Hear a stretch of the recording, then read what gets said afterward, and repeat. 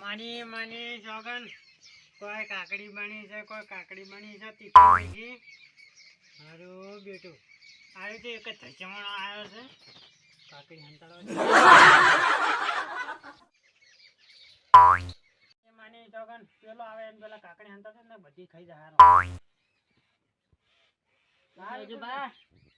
શાંતિ આ છે ને વાળો છે આજે યાર બફરી મરચું કાઢું છે ને ના ના